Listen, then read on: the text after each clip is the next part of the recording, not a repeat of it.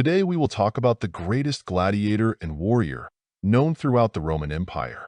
Let's reflect not only on the personality of Spartacus himself and his military victories, but also who this very Spartacus could help and what exactly.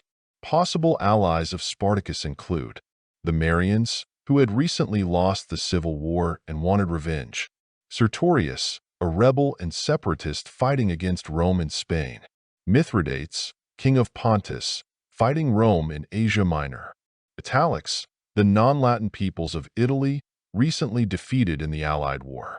Let's reason this way. Spartacus had about 70 gladiator friends who had fled with him from the Lanista Batiatus. After some time Spartacus became 1,000, then 10,000, and then even more. And from 70 people to 10,000 Spartacus' army grew in just 1 year. For this purpose officers were needed. Here Italians and Marians would be very useful, as they had military experience, having fought not somewhere beyond the seas, but here in sunny Italy. We also need weapons, food, and most importantly, money. If you have money, you can buy the rest. Where did Spartacus get the money to support an army of thousands for a year? When he already had this army, it supplied itself by capturing Roman cities and towns. When Spartacus had less than 100 of his comrades with him, they could feed themselves by plundering on the roads near Vesuvius. But in the interim, when there are already a lot of people, but this crowd does not know how to storm cities? If Spartacus had money, then everything is clear. He made a deal with a big merchant, or better with one of his managers, who supplies some nearby city with food, gave him a bag of gold. He added 10 carts to the caravan, which were then accidentally lost in the local forest. If you do everything carefully, no outsider will even notice. But that's if you have the money, and you'll have to pay more than the market price, because the merchant or his manager won't agree to take the risk. After all, if they find out that he feeds robbers, he will be bad. The Roman authorities did not forgive such jokes. So we need not just money, but cash, preferably in the form of a compact gold coin. Where do you get that? You can find some in some Roman villa that fugitive gladiators robbed. There were a number of such villas near Vesuvius, and of course, Spartacus' gang did not miss the chance to pay them a friendly visit. But how much gold was in those stashes? Much more was needed, and that more was given to Spartacus by someone. Sertorius and Mithridates? Maybe, but they're far across the seas, and they're at war, with Roman legions between them and Italy. They can send gold by sea, but will it get there? In addition to the Roman navy, there's a lot of pirates. We can assume that they made a deal with the pirates and used them as couriers, more specifically, as money collectors. But any pirate captain, hired for such a case, can think of a simple idea. Why pay for the transportation of gold, when this gold can be taken away? Then in the nearest Cilician port, switch ships with a colleague in the dangerous business and look for him all over the seas. Pirates are extremely unreliable in such a business, and your own ship may end up in the hands of Romans or pirates. How to send money to overseas sponsors quickly and reliably. In real history, even though Spartacus had a good walk in Italy, it didn't help either Sertorius or Mithridates. The Romans finished them off anyway, without much distraction from Spartacus. It was not necessary to be a genius to understand. Rebellion of any scale in Italy, external enemies of Rome from the military defeat will not save. From this we can conclude that Spartacus was financed by someone closer to him, living in Italy itself. The Marians or the Italians? Among them were very rich people, but the key word is were, because after the defeat Rome robbed them, and either killed them or sold them into slavery. The few survivors went into hiding, and they no longer had large capitals. But there was one Roman who had enough money to support a legion, and more than one. Moreover, a legion, fully armed and supplied with everything necessary to the full staff. Subsequently, this was proven in practice in the preparation of a military expedition against Parthia. This man was considered one of the richest men in the entire empire.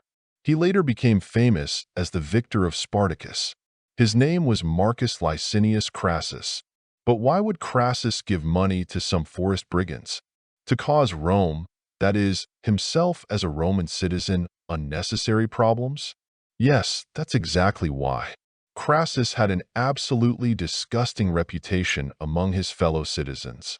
In particular, Crassus maintained several fire departments. These teams put out fires that regularly occurred in the city of Rome, so cleverly that the owner had to pay them a large sum, or his house burned to the ground. And the plot was then bought back by Crassus himself at a not too high price. In the case of Spartacus, Crassus pulled exactly the same trick, but no longer on the scale of the city of Rome, but the whole of Italy. He helped start a fire, which he then heroically extinguished. Did Crassus profit from this? Maybe, because if you have a lot of money and connections, knowing about the upcoming national disasters, you can invest in many places with high profits. And you can also participate in the aftermath. For example, the Roman cities destroyed by Spartacus to help rebuild. Crassus has been actively involved in construction contracts before, but here the scale is much larger. Spartacus' army went through the richest Roman lands, and to rebuild the farms required huge investments, which later gave the same huge income. It was also possible to buy out the surviving owners of those villas at a similar price, and then sell them at a different price. But Crassus' main motive may not have been money. Let's put ourselves in Crassus' shoes. You're very rich and ambitious. Money alone is not enough for you. You want power and the respect of your fellow citizens. But your fellow citizens hate you, and alas, with good reason. So much so that before the Spartacus rebellion, Crassus held no prominent positions, which, for a Roman citizen of such wealth and influence, was nonsense.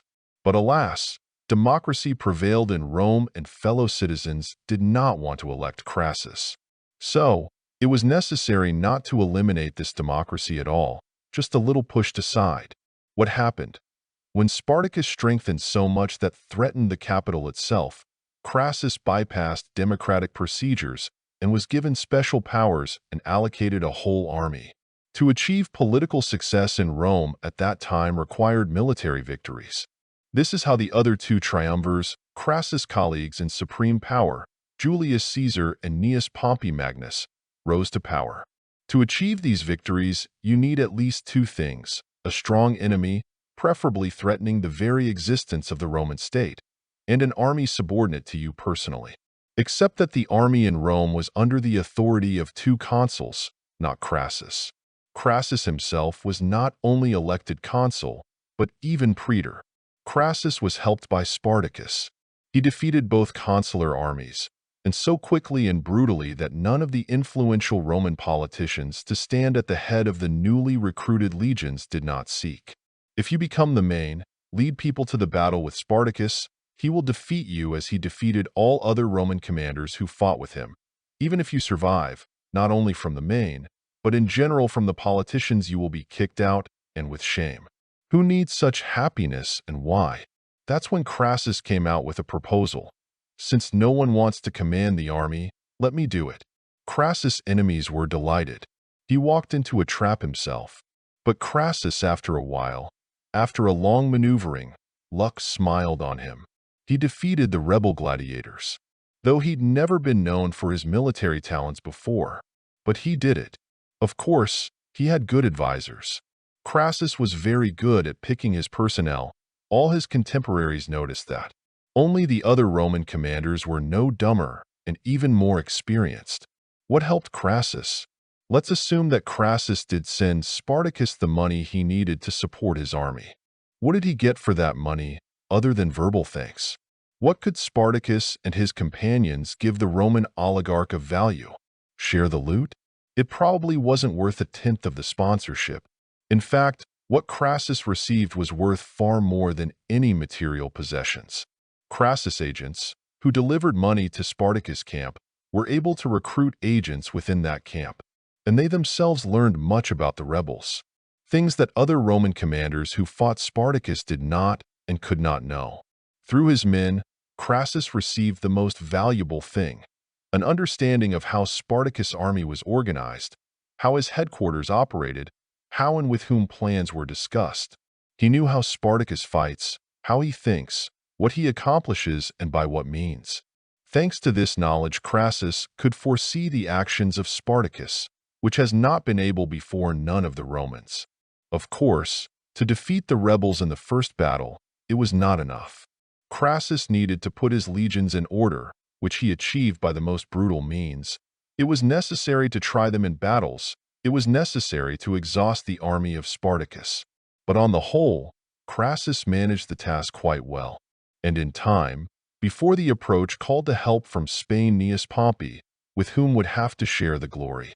Crassus bet on Spartacus, very costly and very risky.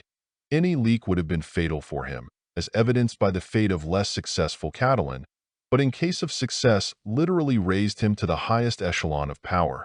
And his bet, as we know from history, played out. Crassus won, and Spartacus, for all his talents, luck, and military skill, was only a victim slain on the altar of the greatness of Marcus Licinius Crassus.